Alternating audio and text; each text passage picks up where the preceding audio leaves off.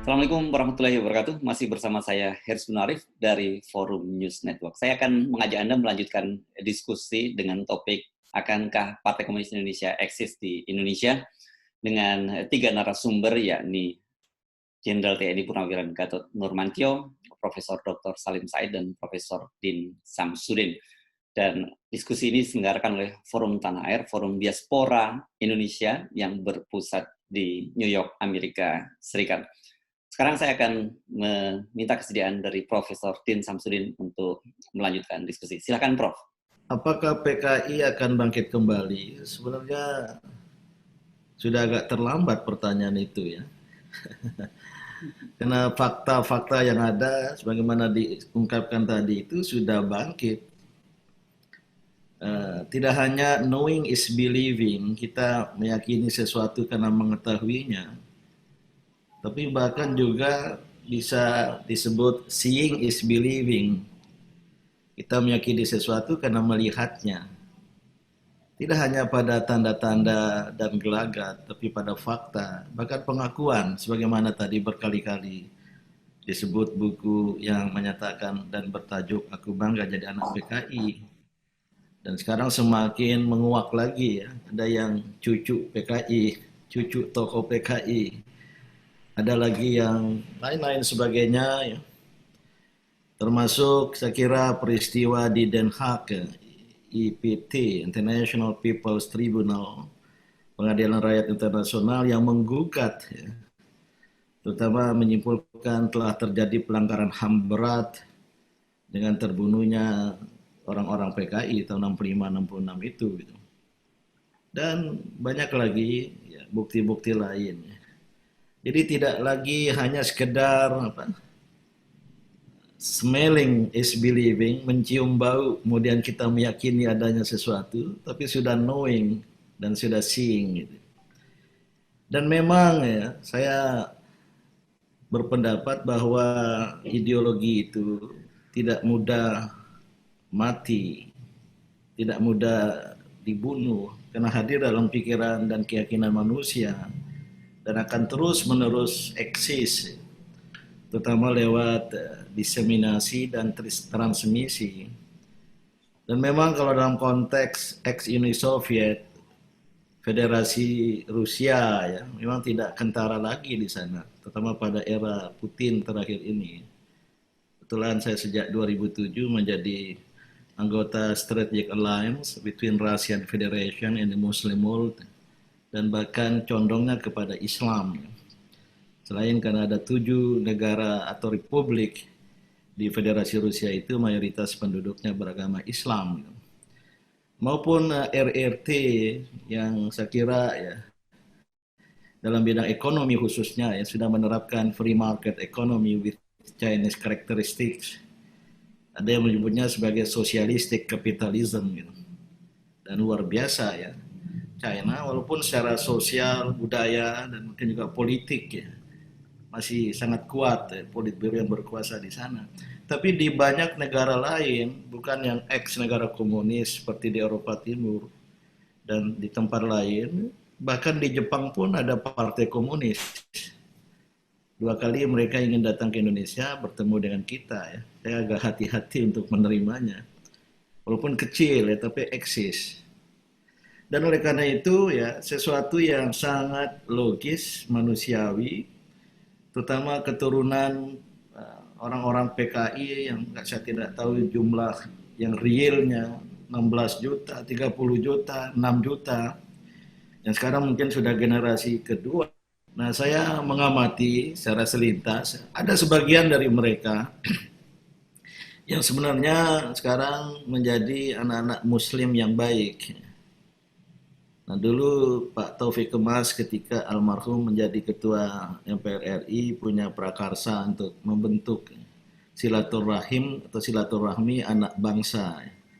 Saya diajak oleh beliau untuk bergabung mendukung, yaitu mengumpulkan putra-putri anak cucu dari tokoh-tokoh yang pernah berseteru dalam sejarah kebangsaan kita. Ada anak-anak Kartosuwiryo, anak ya, PKI, Aidit, Ponakan, dan segala macam, yang anak Pak Yani, anak Pak Harto, punya banyak itu, puluhan jumlahnya, yang dalam rangka rekonsiliasi ya, ke depan gitu. Namun sayang program itu tidak berlanjut sejalan dengan wafatnya Pak Taufik Kemas. Tapi sebagian yang lain, kita di luar sana juga ya saya kira mereka tidak berhenti untuk mencoba mencari, bahkan menyelusup. Dan tadi sudah banyak data dikemukakan pada tertentu, pada partai politik tertentu, khususnya PDIP. Nah, poin lanjutan yang ingin saya sampaikan, ini yang sangat terasa sekarang ya.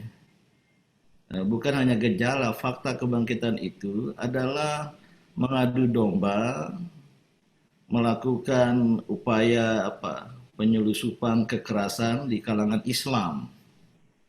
Saya kira kasus ya, percobaan pembunuhan atau penikaman atas Syekh Ali Jabir di Lampung itu bukan masalah sederhana itu ya. Dan itu sudah terjadi sebelumnya. Dan saya mengamati, mungkin Prof. Salim Said bisa nanti mengomentari ya. Sejak 2014 sepertinya ada satu situasi logika, situasi politik ya, psikologis yang dianggap kondusif oleh kelompok ini untuk bangkit. Jadi bukan terakhir 1-2 tahun terakhir, tadi Pak Jenderal Gatot menengarai 2008 bahkan sudah ada ya. Tapi menjadi melihat ada suatu situasi karena ya ini kesimpulan ya pengamatan, pemerintah rejim yang berkuasa memiliki pandangannya sendiri. Apakah karena by intention atau karena tadi ketaktahuan tentang sejarah sebagaimana yang disinyalir oleh Profesor Salim Said ya, yang permisif terhadap komunisme, yang saya kira bukti-bukti yang ada pertemuan, ada jejak digital, ada foto, ada apa, tapi sama sekali tidak ada tindakan gitu. Nah, permisivisme kalau tidak ya supportisme, mendukung, ini yang membuat mereka kemudian merasa ada momentum untuk bangkit lagi itu. Dan sekira sekarang ini ya agak mencapai puncak ketika dengan berani mengajukan RUU HIP dan lain sebagainya, yang saya kira ya kalangan Islam khususnya, saya yakin juga TNI tidak akan membiarkan itu ya.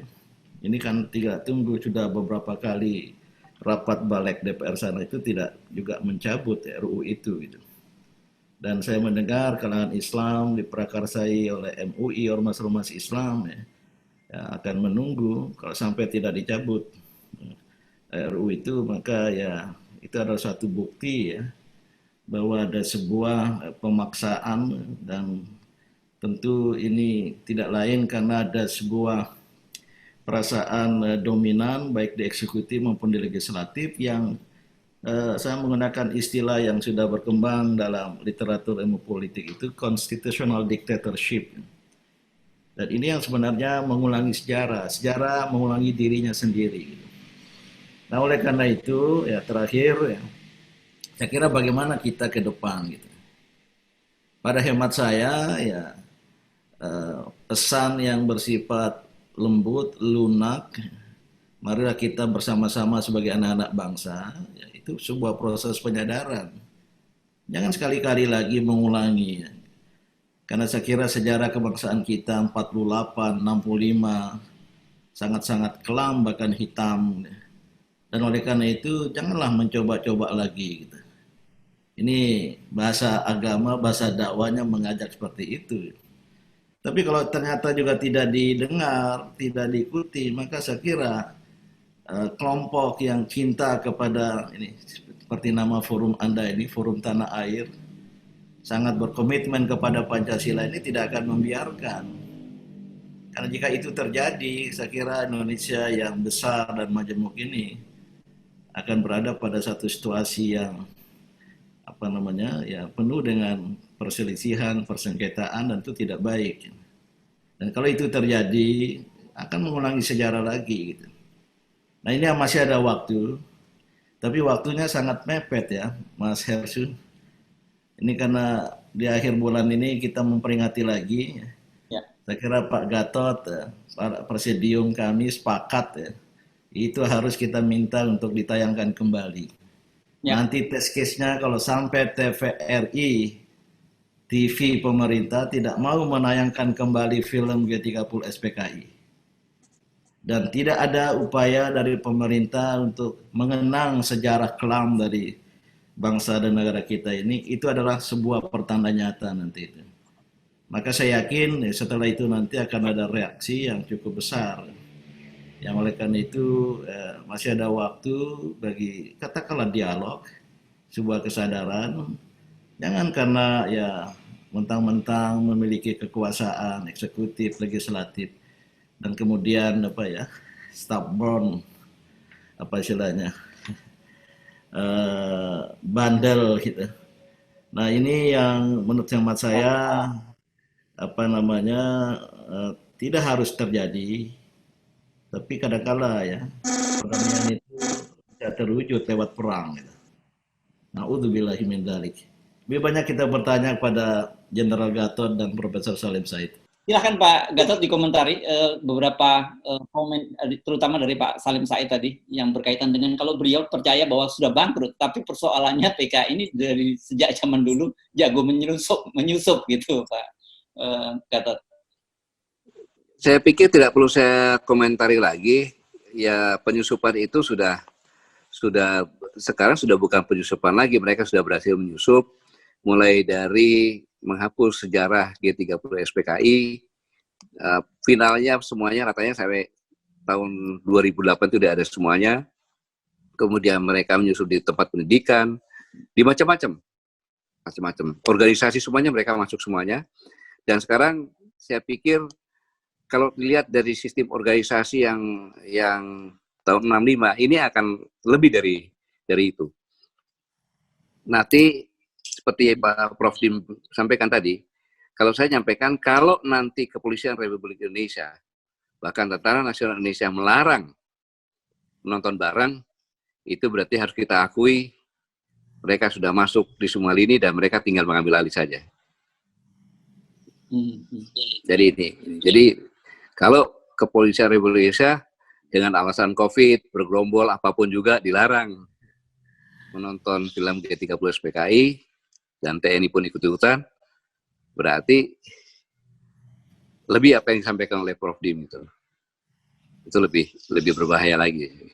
Tinggal kita tunggu saja apa yang akan mereka lakukan, begitu. Saya pikir itu yang saya sampaikan. Terima kasih. Baik. Sekarang saya akan buka pertanyaan ya. Saya Salahuddin dari San Francisco, Bang. Bang Salahuddin dari San Francisco. Ya, silakan dulu Bang Salahuddin. Assalamualaikum warahmatullahi wabarakatuh. Supaya rata nih. Ya, saya persingkat aja. Jadi saya setuju banget dengan Bang Nurmantio nih, Pak Jenderal. Bahkan apa ini model kayak konstitusi Partai Komunis Indonesia ini udah ada websitenya dalam bahasa Indonesia. Benar-benar mereka udah di atas angin untuk memberikan kampanyenya ke rakyat Indonesia. Jadi yang saya mau tanyain, seberapa kuat RRC atau Cina ini membantu mereka? Itu aja pertanyaan saya singkat. Terima kasih. Bisa digabung ke yang lainnya, Mas Hersu, ada Mbak Nukita juga dari New York, kalau nggak salah. Mbak Nukita, silakan. Terima kasih atas kesempatan pertanyaan pada saya. Saya sudah merasakan sekali, sudah sejak lama, bahwa PKI ini sudah berkuasa di Indonesia. Tidak bisa dipungkiri. Di Netflix, semua film Indonesia sudah propaganda dengan PKI. Mulai dari film Soekarno, film Surat dari Praha, dan sebagainya. Semua sudah mengarah pada membela komunis di Indonesia. Tidak bisa dipungkiri. Mau dibilang Jokowi itu baik, tidak sesuai dengan kriteria baik. Zalim. Pertanyaan saya, Pak Gatot dan Prof. Din Samrin, bagaimana menyikapi persiapan melawan PKI sekarang? Ini udah urgent. Dan kita sudah dikuasai segala lini. Satu lagi. Oke, silakan Pak Firman. Ada Pak Doni juga dari kami Jatim. Oke, terima kasih. Tiga dulu. Pak Firman dulu. Dari mana Pak Firman? Oke, terima kasih. Saya dari Jakarta. Assalamualaikum warahmatullahi wabarakatuh. Saya ingin bertanya kepada Prof. Salim. Tadi Prof. Salim mengatakan bahwa Bung Karno ingin mempersatukan seluruh elemen bangsa dan tidak membubarkan partai PKI. Tetapi kenapa Bung Karno justru membubarkan partai Masyumi? Pertanyaan pertama. Kedua, PKI sudah bangkrut. Nah, apakah di Indonesia ini PKI itu ingin bangkit kembali untuk menegaskan ideologi mereka atau cuman sekedar ingin balas dendam? Itu yang ketiga kepada baik, terima kasih ya. Pak Gatot. Ini penting sekali, Pak Gatot. Ya, satu lagi. Menurut Pak Gatot, apakah PKI sudah menyusup di kalangan TNI atau bagaimana? Terima kasih atas kesempatan yang diberikan. Assalamualaikum. Ya, oke. Ada beberapa pertanyaan kepada 3 orang narasumber, dibagi rata, tapi ada beberapa yang dapat pertanyaan lebih dari 1. Saya mulai dulu dari Pak Gatot Nurmantio dulu. Pertanyaannya tadi, seberapa kuat PKI di Indonesia dan apakah mereka juga sudah menyusup ke TNI? Itu tadi pertanyaan. Silakan. RRC ikut membantu karena mereka juga memerlukan itu. Negara-negara lain pun bisa juga. Karena kita ini ibarat gadis molek yang dilirik oleh banyak orang. Indikasinya saya pikir sudah disampaikan tadi oleh Mbak kita dari New York tadi, tenaga kerja dan sebagainya. Kemudian, bagaimana melawannya? Mereka ini sudah melakukan kegiatan-kegiatan secara sistematis, dan mereka sadar bahwa musuhnya ada 2. Satu Islam, yang kedua adalah ABRI waktu itu, sehingga ABRI harus dipecah, kemudian dikerdilkan dan dikuasai. Islam tidak bisa dilawan sendiri, maka harus dipecah-pecah.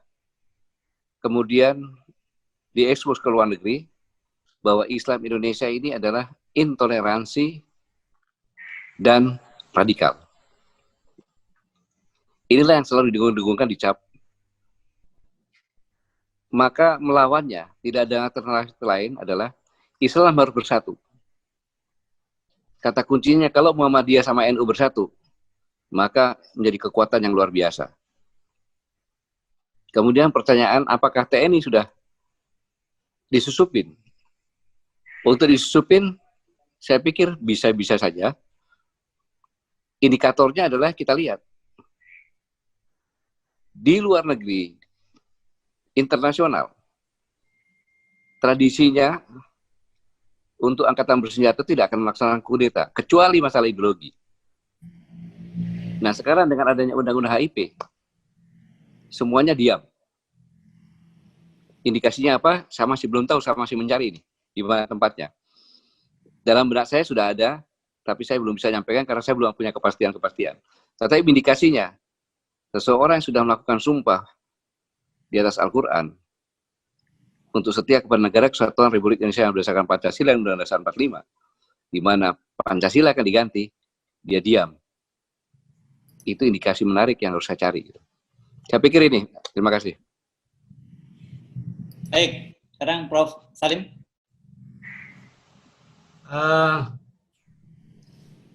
Saya kira ada kekeliruan sedikit dalam menanggapi statement saya. Saya mengatakan komunisme itu udah bangkrut, ideologi itu udah bangkrut. Kenapa? Dia nggak bisa menjawab tantangan. Semua ideologi, semua pemerintah, ya, itu kalau tidak bisa menjawab tantangan zamannya, itu perlahan-lahan akan bangkrut. Kenapa Orde Baru jatuh? Karena sudah tidak bisa menjawab tantangan. Apakah tantangan itu dari ekonomi internasional atau dari kenyataan bahwa orang yang diperkaya Pak Harto itu sekarang dikenal sebagai cukong, itu ternyata melarikan di uang ke luar negeri. Mereka mengkhianati Pak Harto.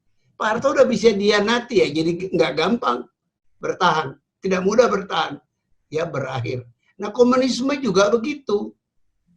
Deng Xiaoping tadi sudah saya kutip mengatakan, tidak penting kucing itu hitam atau putih, yang penting dia bisa menangkap tikus. Oke, praktis sekali. Bahkan Uni Soviet nggak ada cerita begitu, bubar saja. Artinya ideologi komunisme itu, Marxisme-Leninisme itu tidak bisa menjawab tantangan. Karena itu bubar. Oke, muncul ideologi lain. Yang kita lihat yang ada di Tiongkok sekarang atau yang di Uni Soviet. Yang menarik adalah, meskipun itu tidak penting dalam diskusi ini, ada garis yang lurus dari Rusia di bawah Tsar menjadi Rusia di bawah Politbiro, itu masing-masing bubar, berurutan. Kemudian sekarang Rusia di bawah Putin, yang diktator. Di Cina juga begitu, dari Kaisar Tiongkok kepada Mao, ya. Kemudian sekarang lahir Xi Jinping yang presiden seumur hidup. Jadi Anda lihat ada garis itu. Saya pernah bicara di TV One, mengatakan coba kita perhatikan apakah ada garis seperti itu di Indonesia. Saya curiga ada itu. Dan itu bukan kesalahan 1-2 orang, itu tingkat peradaban bangsa itu. Jadi kalau dulu itu dikatakan, Profesor Wertheim di Belanda, saya interview tahun 70, mengatakan, Soekarno itu kan cuman Raja Jawa. Dia merasa paling tahu semua. Sekian tahun kemudian, orang mengatakan Pak Harto itu Raja Jawa. Feodal, dia menguasai semua. Apakah itu muncul lagi sekarang? Bukan tidak mungkin itu terjadi. Karena apa? Karena menjadi Raja Jawa atau tidak seorang yang dipilih oleh rakyat, itu tergantung rakyatnya sendiri. Jadi kekuasaan itu, pemerintah itu, resultante van de maatschappij, kata orang Belanda. Itu pencerminan dari bawah. Apalagi pertanyaan tadi yang harus saya jawab. Yang bertanya, kalau memang cinta persatuan, mengapa Masyumi dibubarkan? Ya, karena ya itulah, banyak yang mengatakan itu peranan PKI mendesak Bung Karno membubarkan Masyumi. Karena Masyumi tidak mau tunduk kepada Nasakom. Yang dibubarkan itu kan bukan hanya Masyumi. Islam banyak organisasi yang dibubarkan. Jangan lupa Manikebu, Manifest Kebudayaan, dibubarkan juga. Ditekan oleh Lekra, akhirnya Bung Karno membubarkan Manikebu, Manifest Kebudayaan. Itu nggak ada ideologi anti Soekarno sebenarnya. Jadi banyak yang dilakukan Bung Karno yang menimbulkan kecurigaan orang itu untuk kepentingan PKI. Ya. Nah, kalau keadaan sekarang, tadi saya kira Pak Nurmantio sudah menjelaskan berdasarkan pengalaman dan pengamatan beliau, sebagian juga sudah saya jelaskan, bahwa kekuatan-kekuatan di dalam pemerintah yang disinyalir atau diakui sebagai anak-anak PKI, pengakuan Ibu Ribka Ciptaning itu menunjukkan bahwa ada kekuatan di dalam PDIP, ya, karena itu kata Ibu Ribka Ciptaning itu, dokter beliau, itu adalah anak-anak PKI masuk di PDIP. Saya tanya teman-teman Golkar, dulu anak-anak itu di mana? Dulu di Golkar. Sekarang ada di PDIP. Dan karena mereka itu, tadi saya sudah cerita, latar belakangnya ada dendam. Ya. Dendam itu tidak terjadi hanya pada PKI. Ada orang lain yang juga dendam. Karena dendam itu mengendalikan pemerintahan ini. Nah, itu menurut saya yang lebih penting daripada kita bicara tentang ideologi. Oh, ideologi tidak mati, kata saudara saya Din Samsudin. Itu betul. Tapi kan pada akhirnya dia menghadapi kenyataan. Ideologi itu tidak menjawab tantangan lagi, Prof. Din. Jadi mereka cari yang lain. Nah, yang tidak mati itu dendam, Prof. Din. Dendam pribadi itu tidak mati. Kalau ada kesempatan, sejarah Indonesia menunjukkan. Ada penelitian seorang ahli sejarah mengatakan semua jenderal yang terbunuh waktu Gestapo, orang yang terlibat dalam menyerang Madiun tahun 48. Artinya tidak sesuatu tidak hilang begitu saja. Itu gunanya kita belajar sejarah, memberi makna kepada sejarah itu. Itu bukan kejadian biasa. Kita harus bisa tafsirkan, ini apa? Diselidiki ternyata semua jenderal itu dari Yani sampai segala macam berapa 6 jenderal tuh semua terlibat memberantas Madiun.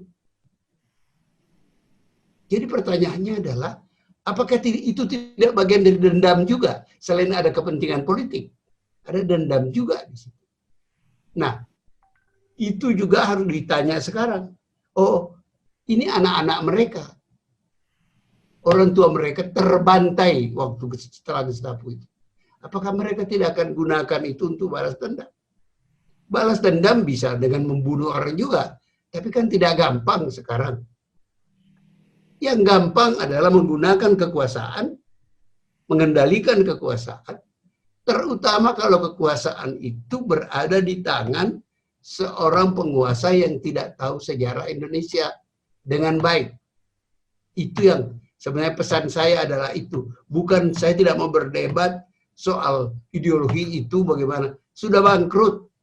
Semua ideologi bangkrut. Dunia ini adalah kuburan ideologi-ideologi yang panjang dalam peradaban kita. Kalau tidak bisa menjawab tantangan, dia habis. Kenapa itu kekhalifaan itu seperti yang dicontohkan oleh Utsmaniyah Turki bubar, dia nggak bisa jawab tantangan.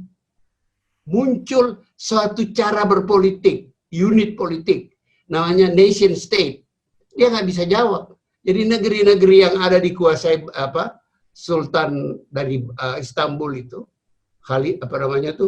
imperium itu, satu persatu copot daripada peralihan abad ke-19 sampai abad 20. Karena kekuatan mempersatukan mereka sudah hilang. Tidak bisa menjawab tantangan lagi. Itu keyakinan saya mengatakan bahwa persoalan PKI di Indonesia ini bukan membangun PKI ala Aidit. Bukan itu yang penting. Yang penting adalah bahwa mereka ini punya kesempatan balas dendam. Dan itu tidak unik. Kalau Anda mau contoh yang menarik, bagaimana Ibu Mega sampai sekarang tidak berbaikan dengan Presiden SBY. Ya, itu soal dendam. Dan itu manusiawi. Sayang beliau tidak, untung bukan saya, beliau tidak menggunakan itu untuk balas dendam fisik seperti yang dilakukan PKI tahun 65. Balas dendam terhadap peristiwa Madiun itu. Itu kira-kira jelasnya, supaya jangan disalah mengerti itu. Oke. Terima kasih. Assalamualaikum. Ya. Baik, sekarang Prof. Masih ada pertanyaan? Kita sampai di situ dulu. Saya kira cukup, nanti kita sekarang ke Prof. Din dulu sambil menunggu. Ya, saya kira benar sekali yang disampaikan Prof. Salim Said. Ini teman diskusi sejak 30 tahun yang lalu, ya, bahwa ada kebangkrutan ideologi. Dan saya tadi sangat sepakat, selain karena dendam, yang kemudian mengejawanta dalam upaya otak-atik ideologi. Yang sekarang juga ada fenomena post-isme, post-islamism, post segala macam gitu ya. Artinya ada keinginan dalam rangka mengejawantahkan, memanifestasikan dendam kesumat secara psikologis, dan kemudian ya terutama karena dulu Pancasila dipakai untuk memukul PKI, maka bagaimana Pancasila itu harus kita ganti juga gitu. Harus kita ubah juga. Paling tidak dengan penafsiran tertentu, Trisila, Ekasila, HIP, dan lain sebagainya gitu. Nah, ini yang saya kira agak tinggi ya, derajat kebangkitan PKI di Indonesia itu sudah memasuki ke wilayah ideologi Pancasila. Selain ya, karena Pancasila itu sendiri penerapannya di Indonesia dari rejim ke rejim itu tidak berhasil membawa kesejahteraan bagi bangsa, bagi rakyat, atau kegagalan. Dan saya kira ideologi-ideologi apapun akan mudah lahir di Indonesia ini kalau Pancasila gagal untuk memberikan jawaban. Nah, saya melihat hal itu yang paling tinggi ya, selain tadi komunisme, PKI, terutama pada kerangka taktik strategi menyelusup, mengadu domba, itu sangat nyata sekali sekarang ya. Tidak hanya terasa dan bisa sebenarnya diungkapkan gitu. Dan apalagi jika rejim-rejim yang berkuasa sudah permisif tadi itu. Saya menyimpulkan dan menggarisbawahi sampaikan Prof. Salim Said, Jenderal Gatot tadi ini, derajat dari situasi kita sekarang ini sebenarnya tidak kalah, bahkan melebihi pra-Gestapo G30 SPKI 65 gitu. Maka bagaimana cara menghadapinya? Tadi sebenarnya sudah, saya tetap ingin mengedepankan pendekatan dialog ya. We have to believe in the power of dialogue. Ya kita sadarkan pentingnya, singkat saja, satu, harus kita desakan RUU HIP dan kemudian jadi BPIP itu harus ditarik dari proyek. Jangan kemudian dicoba-coba untuk dimunculkan kembali. Nah ini akan menjadi tarik-menarik. Ya, kalau sudah tarik-menarik, ini urusan apa ya? Urusan rakyat ya, sebagai pemegang hak dalam kehidupan berbangsa bernegara. Dan mungkin akan kuat-kuatan. Kalau saya dapat memastikan mayoritas kalangan Islam sangat-sangat tinggi call-nya, harus tarik. Sekarang agak bersabar, karena sudah beberapa waktu, bulan, tidak mau ditarik, dibahas lagi di balik, masih nongol lagi. Bahkan diupayakan dengan cara lain. Saya kira ada waktunya. Dan saya tidak tahu TNI itu porsinya Pak GN tadi dan Pak Salim Said mungkin juga bisa memberikan komentar tentang kekuatan-kekuatan lain. Dan yang kedua ya, saya kira tidak ada cara lain nih, kecuali kita kembali ke Pancasila yang dulu pada era Orde Baru murni dan konsekuen, tetapi harus ada pembuktian gitu loh. Harus ada realisasi. Jadi kalau Pancasila ini terlalu banyak diucapkan tapi tidak diperbuatkan, saya khawatir ini membuka celah-celah, loophole bagi munculnya pikiran-pikiran lain.